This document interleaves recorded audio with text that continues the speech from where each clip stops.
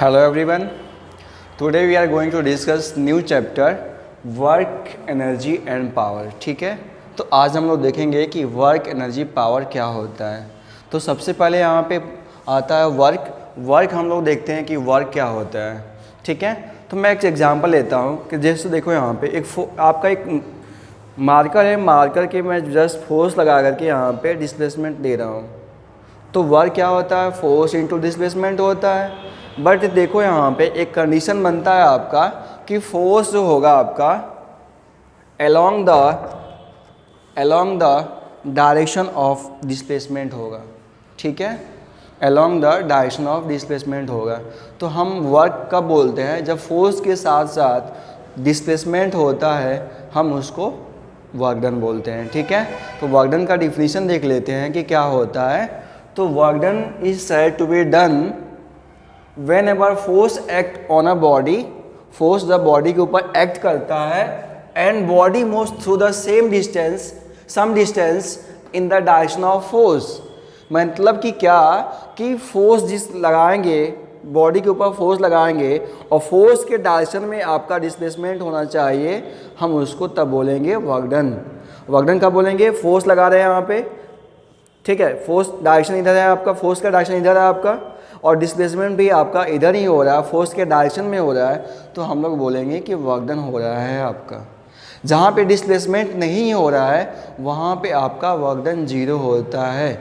एक एग्जांपल लेता हूँ कि अपने सर पे 10 किलो का वेट रख करके मैं पूरा ऑल इंडिया घूम आऊँ, कोई पूछेगा कि वर्क डन कितना होगा, तो कैसे बोलेंगे, कोई बोलेगा कि वर्क डन कितना होगा, तो यही लोग बोलेंगे ना, तो पूरी दुनिया घुमा होगा तो कुछ ना कुछ काम किया होगा।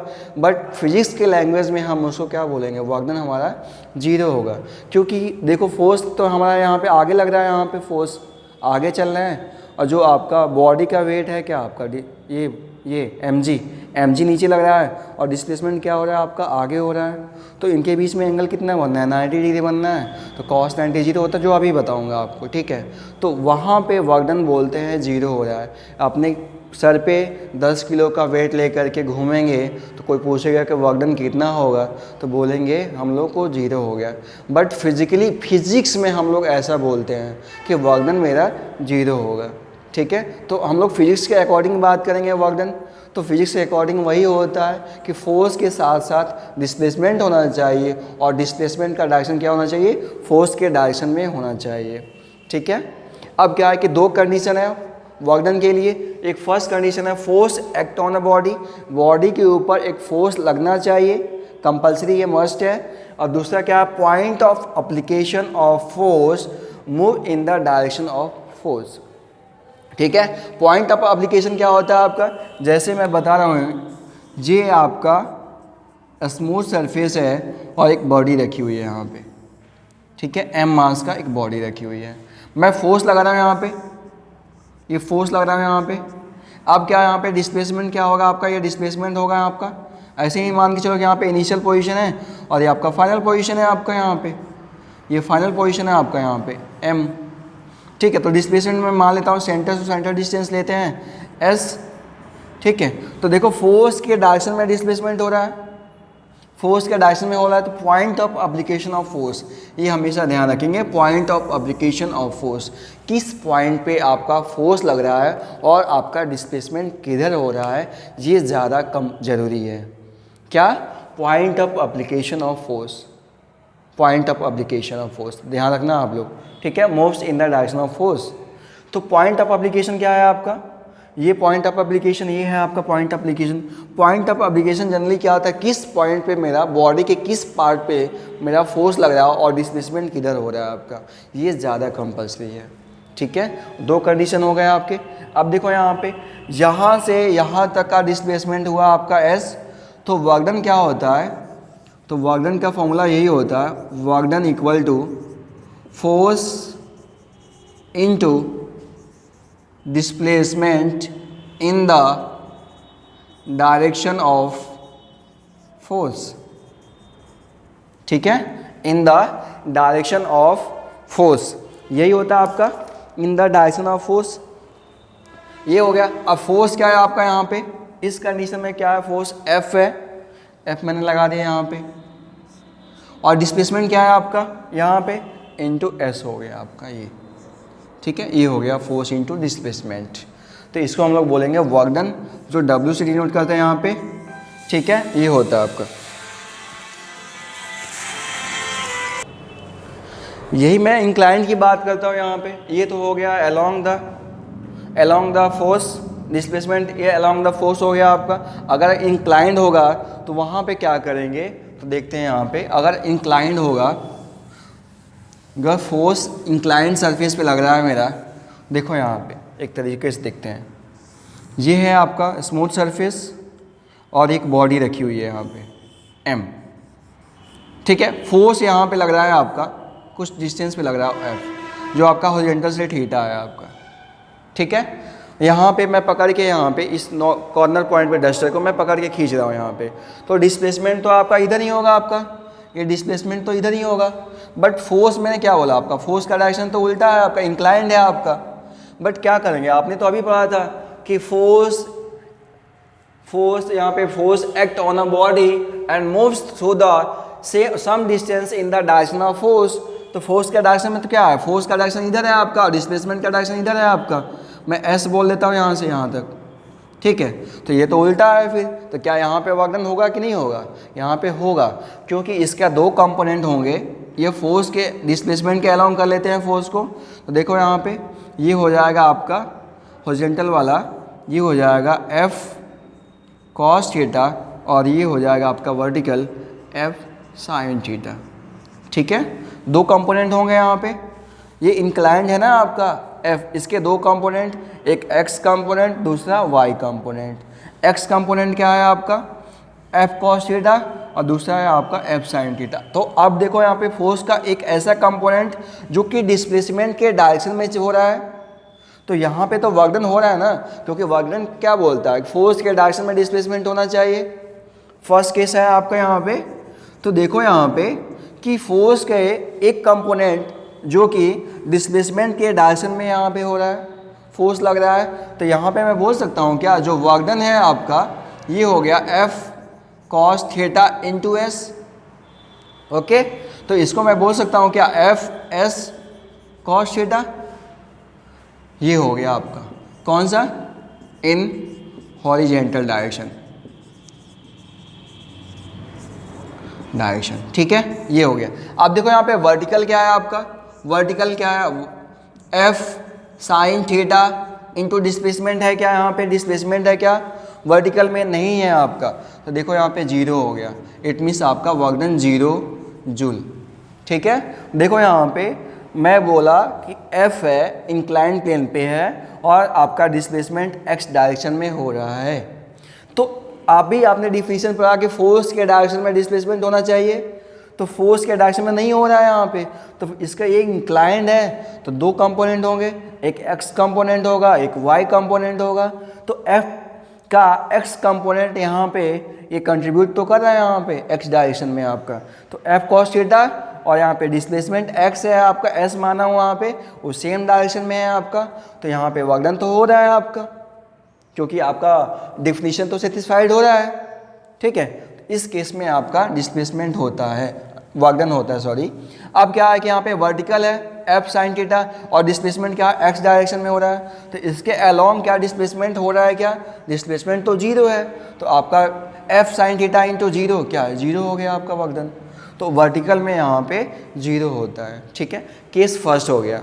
अब केस सेकेंड लेता हूँ यहाँ पे, केस सेकेंड। अब क्या है आपका सेम क्वेश्चन यही है आपका, ये एम है, फोर्स आपका एफ लग रहा है यहाँ पे, और डिस्प्लेसमेंट आपका यहाँ पे एस मान लेता हूँ यहाँ पे, ठीक है, ये डिस्प्लेसमेंट हो रहा है। अब आपने दो कंपोनेंट बताया था यहाँ पे, अब बताओ कि मैं बताया था कि एफ को इस केस में एफ को यहाँ पे एक्स डायरेक्शन में, यहाँ पे डिस्प्लेसमेंट के डायरेक्शन में यहाँ पे कंपोनेंट में डिवाइड कर लिया था, एफ को इस फॉर्म में लेकर आया था। क्या मैं इसको भी ऐसे भी तो बोल सकते हैं, यहाँ पे एस को मैं यहाँ पे ले जाऊँ, थीटा को एस को यहाँ पे ले आऊँ, एफ के साथ ले जा सकते हैं ना, यहाँ पे ले जा सकते हैं। यहाँ पे अगर इंक्लाइन डालते हैं यहाँ पे, ये इंक्लाइन हो जाता है आपका, तो हम तो ले जा सकते हैं यहाँ पे। ये कितना हो जाएगा आपका s sine s cos theta हो जाएगा आपका, होगा ना यहाँ पे एस कॉस थीटा हो जाएगा। तो देखो यहाँ पे अब सेटिस्फाइड कर रहा है आपका डिफिनीशन, एफ और फोर्स भी आपका इसी डायरेक्शन में है और डिस्प्लेसमेंट भी आपका इसी डायरेक्शन में है, ठीक है। तो यहाँ पे मैं लिख सकता हूँ F into S cos theta, ये हो गया आपका एफ एस कॉस थीटा। आज समझ में कि फोर्स को डिस्प्लेसमेंट के अलोंग कर सकते हैं या डिस्प्लेसमेंट को फोर्स के अलोंग कर सकते हैं, दोनों में आपका वर्क डन होगा, ओके। और जो आपका वर्टिकल कंपोनेंट है उसमें आपका डिस्प्लेसमेंट नहीं हो रहा है तो वर्क डन 0 होगा। यहाँ तक क्लियर है? आगे चलें, ठीक है। अब पढ़ते हैं हम लोग नेचर ऑफ वर्क डन, ठीक है। क्या पढ़ेंगे? ठीक है, यहाँ देखेंगे हम लोग nature of work done. Work done का नेचर क्या होगा? एक पॉजिटिव भी हो सकता है, नेगेटिव भी हो सकता है और 0 भी हो सकता है, ठीक है। तो हम लोग एक एक करके देखते हैं कि कब आपका पॉजिटिव होगा, कब नेगेटिव होगा, कब 0 होगा, ठीक है। देखते हैं। सबसे पहले पॉजिटिव की बात करता हूँ। Positive work done, positive work done, ठीक है। पॉजिटिव वर्क डन क्या होता है आपका? जो सपोज लो कि ये बॉडी है आपकी, ठीक है, ये बॉडी है और यहाँ पे फोर्स लग रहा है, ये फोर्स है और डिस्प्लेसमेंट आपका यहाँ पे एस हो रहा है और एंगल आपका थीटा है, ठीक है। तो यहाँ पे जो हम लेंगे W इक्वल टू, ये हो गया आपका एफ एस कॉस थीटा और ये आपका पॉजिटिव होगा। इट मीन्स थीटा की वैल्यू लेस देन 90 डिग्री होगा, देन आपका वर्क डन पॉजिटिव होगा। थीटा की वैल्यू लेस देन 90 डिग्री होगा तब हमारा वर्क डन पॉजिटिव होगा। कैसे? देखो यहाँ पे इसके दो कंपोनेंट, एफ के दो कंपोनेंट, एफ साइन थीटा और यहाँ पे आपका एफ कॉस थीटा। देखो यहाँ पे कैसे पॉजिटिव होता है। अब यहाँ पे कॉस थीटा है, अब एफ को कंपोनेंट यहाँ पे हॉरिजॉन्टल कर दिया तो एफ और एस के बीच में एंगल कितना बना? थीटा की वैल्यू 0 डिग्री हो जाएगा इनके बीच में। अगर हॉरिजॉन्टल कंपोनेंट ले रहा हूँ ना यहाँ पे, इसके एक हॉरिजॉन्टल कंपोनेंट, तो एफ एस कॉस थीटा होता है ना यहाँ पे, एफ एस कॉस थीटा यहाँ पे, तो थीटा की वैल्यू क्या है आपका? दोनों पैरेलल है आपका, दोनों आपका हॉरिजॉन्टल है, तो थीटा की वैल्यू 0 हो गया, तो यहाँ पे क्या आ गया? एफ एस हो गया आपका, ठीक है। इट मीन्स क्या है आपका? पॉजिटिव आया। तो हम ऐसे बोल सकते हैं कि पॉजिटिव वर्क डन को, if a body acting on a body has the component in the direction of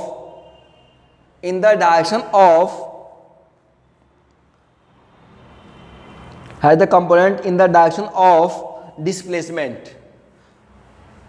acting on a body in the direction of displacement, in the direction of, मतलब कि फोर्स और displacement same direction में हो रहा है, उस case में work done positive होगा। मैंने आपको प्रूफ भी कर दिया, तो दोनों सेम डायरेक्शन में हो गए, उनके बीच में एंगल कितना होता है? 0 degree. F S cos theta, cos 0 क्या होता है? 1 होता है, F S, it means positive, okay. Clear है? तो हम क्या बोल सकते हैं? थीटा की वैल्यू लेस देन 90 होगा, इट मीन्स एक्यूट एंगल होगा, तो हम उसको बोलेंगे पॉजिटिव वर्क डन, ठीक है। अब आ जाओ यहाँ पे नेगेटिव वर्क डन क्या होता है? नेगेटिव वर्क डन क्या होता है? नेगेटिव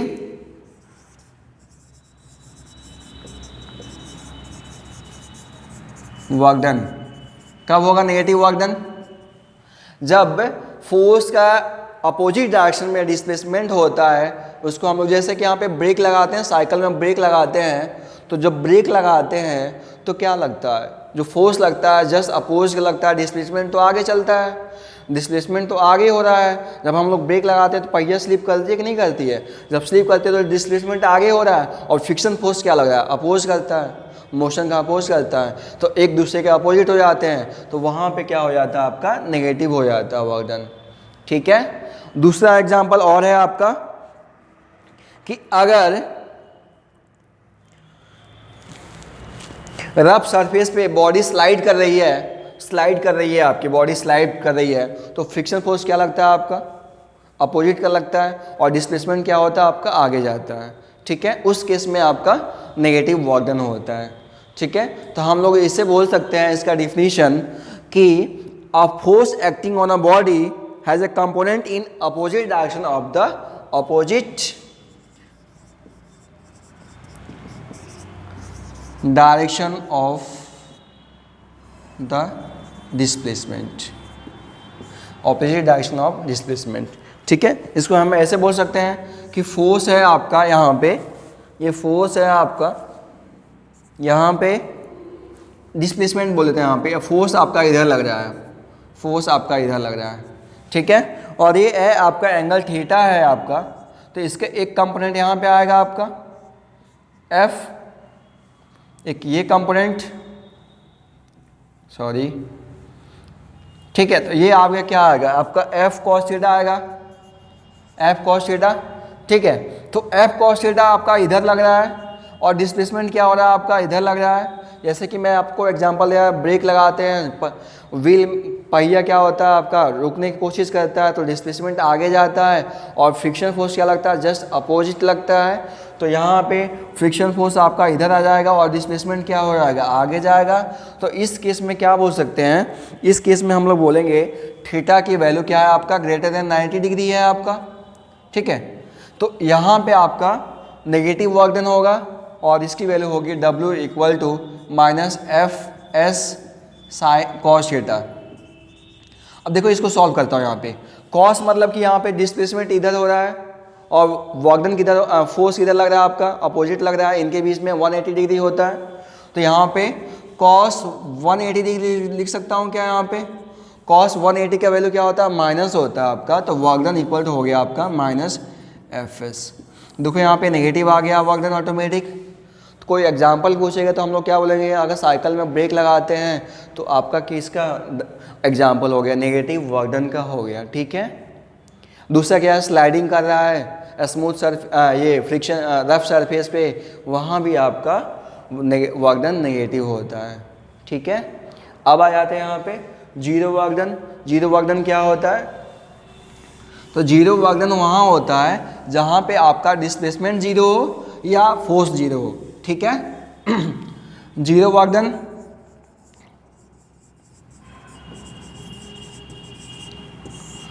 कब होगा, जब मेरा क्या है, डिस्प्लेसमेंट जीरो हो। जैसे कि मैं एग्जांपल लेता हूँ कि ये सन है आपका, इसके अराउंड क्या है, अर्थ यहाँ पे रोटेट कर रही है, ये अर्थ है और ये सन है। ठीक है, रोटेट कर रही है। जब रोटेट कर रही है तो क्या हम धक्का लगा के वहाँ पे रोटेट करवा रहे हैं क्या, नहीं, वहाँ पे एक आपका सेंट्रीपिटल फोर्स लगता है, आपका सेंट्रीपिटल फोर्स लगता है यहाँ पे mv²/r। अभी लॉज ऑफ मोशन में पढ़ा था, ये मैं पढ़ाया था कि एक जब मोशन करता है तो वहाँ पे एक टुवर्ड्स द सेंटर एक फोर्स लगता है, उसको हम लोग बोलते हैं सेंट्रीपिटल फोर्स, और उसकी वैल्यू होती है mv²/r। ओके, अब देखो यहाँ पे फोर्स तो इधर लग रही है और डिस्प्लेसमेंट किधर हो रहा है आपका, डिस्प्लेसमेंट इधर हो रहा है, इनके बीच में एंगल कितना है आपका 90 डिग्री। यहाँ लेते हैं, यहाँ पे फोर्स आपका इधर लग रहा है और डिस्प्लेसमेंट किधर हो रहा है आपका, इधर हो रहा है। यहाँ की बात कर लेते हैं, फोर्स आपका किधर लग रहा है, अंदर लग रहा है, डिस्प्लेसमेंट किधर हो रहा है, ऐसे इधर हो रहा है। वैसे यहाँ पे फोर्स आपका FC अंदर और डिस्प्लेसमेंट आपका ऐसे इधर हो रहा है। मतलब इनके ईच एंड एवरी पॉइंट पे फोर्स और डिस्प्लेसमेंट के बीच में जो एंगल है हमेशा आपका क्या होगा, 90 डिग्री होगा। तो लिख सकते हैं W इक्वल टू क्या बताया था, F into S cos theta.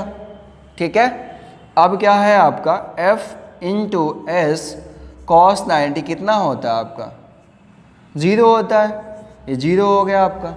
तो एक तो एग्जांपल बना आपका कि अर्थ सन के अराउंड रोटेट करती है, कोई पूछेगा कि वर्क डन कितना होगा, तो हम लोग क्या बोलेंगे, वर्क डन मेरा जीरो होगा। ठीक है, अब देखो यहाँ पे फर्स्ट एग्जांपल ये हो गया। सेकंड एग्जांपल जो कूली होते हैं, ये अपने आप को ले लेते हैं, ये है ऐसा होता है, मेरे डायग्राम पे मत जाना, यहाँ पे 10 किलो का वेट रखा है, यहाँ पे m वेट रखा है, यहाँ पे पकड़ के यहाँ पे m वेट रखा है यहाँ पे।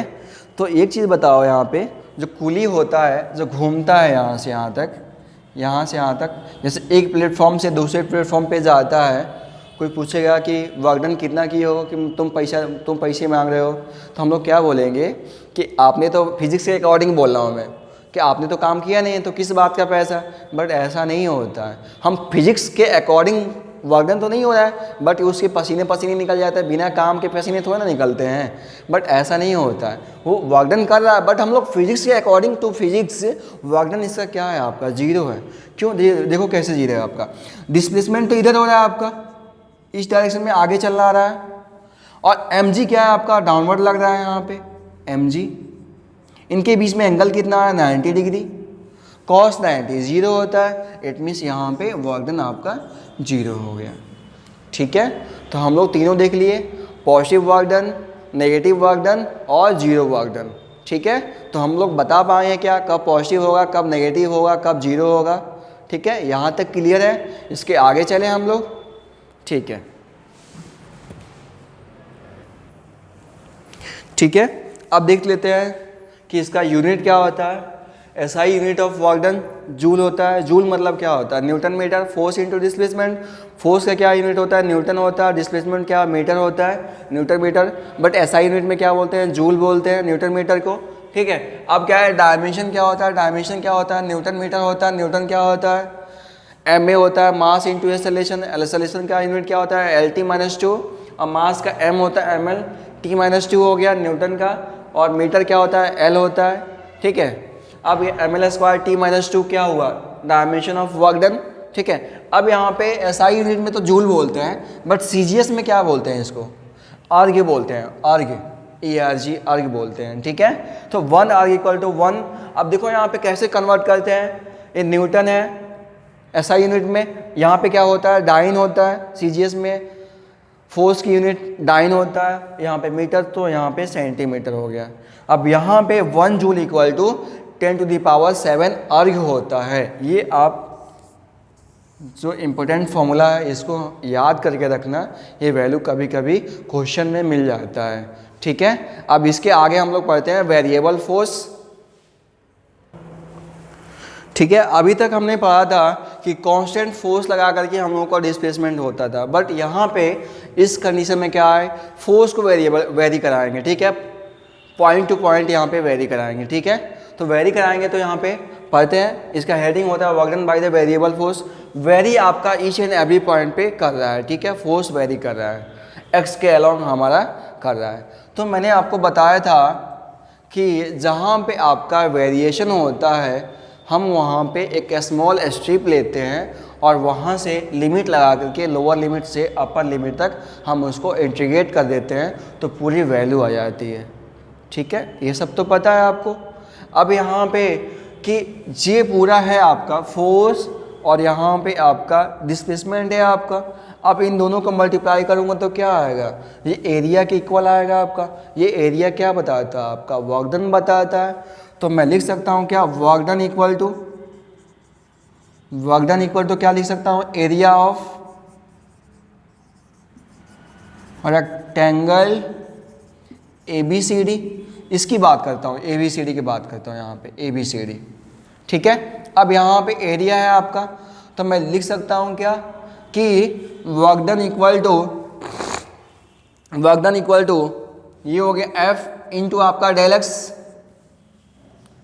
यही तो हुआ, फोर्स हमारा ये है और डिस्प्लेसमेंट ये है, इसका एरिया तो यही है ना आपका। ये क्या डेल एक्स है और ये आपका क्या है, यहाँ से आता क्या फोर्स है आपका। ठीक है, स्मॉल स्ट्रिप बना, बिल्कुल पतला स्ट्रिप होता है, हम उसको FX बोल दिया, F इंटू डेल एक्स हो गया। ठीक है, इतना तो समझ में आया यहाँ पे। बट क्या है, ये तो इतना के लिए वर्क डन आया, पूरा यहाँ से यहाँ तक मुझे वर्क डन फाइंड आउट करना है। तो हम इसको ये क्या करेंगे, इसके लिए हम करेंगे यहाँ पे कि इंटीग्रेशन करेंगे। यहाँ पे work done equal to integration of x1 से x2, और यहाँ पे हो जाएगा डेल एक्स, ये हो जाएगा आपका FX dx, ये डेल एक्स हो जाएगा आपका। ठीक है, तो यहाँ पे मैं ऐसे लिख लो आप, F इंटू डेल एक्स हो गया आपका। ठीक है, अब देखो यहाँ पे जब लिमिट लगाएंगे यहाँ पे W del x tend to 0, तो ये हो जाएगा F dx, और ये हो जाएगा x1 से x2। ठीक है, इतना समझ में आया। अब क्या करेंगे, F dx क्या है आपका, तो लिख सकता हूँ एरिया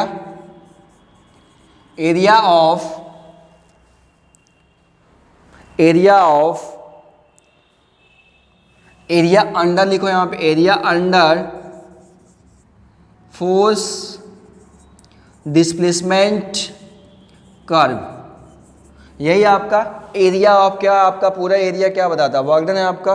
तो फोर्स अंडर कर्व, ये आपका फोर्स इनटू डिस्प्लेसमेंट, यहाँ से यहाँ तक तो फोर्स है और ये आपका डिस्प्लेसमेंट है। इसको मैं लिमिट लगाया x1 से x2 तक। तो मैं आपको एक चीज़ बताया था, जहाँ पे वेरिएबल होता है, कोई चीज़ वेरी करता है तो हम लोग स्मॉल स्टेप लेकर के उसके बाद से इंटीग्रेट कर देते हैं लोअर लिमिट से अपर लिमिट तक, तो पूरी वैल्यू आ जाती है। बट इन दोनों को मल्टीप्लाई करेंगे तो क्या आएगा, एरिया आएगा आपका। तो ये एरिया आएगा तो क्या बताएगा, वर्क डन बताएगा, क्योंकि फोर्स और dx से मल्टीप्लाई कर रहा हूँ यहाँ पे, ठीक है।